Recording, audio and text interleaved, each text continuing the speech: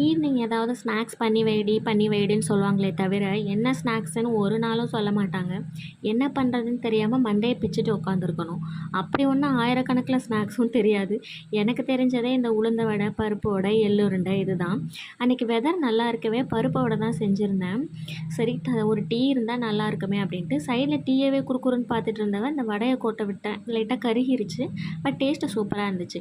அதை சாப்பிட்டு முடிச்சுட்டு டின்னருக்கு வந்து ஒரு சாம்பார் ஒன்று பண்ணியிருந்தேன். ஆக்சுவலாக இது எங்கள் ஊர் சைடு ஹோட்டலில் வந்து அதிகமாக கிடைக்கும். பருப்பு இல்லாத சாம்பார், கடலை மாவு சாம்பார் தான்.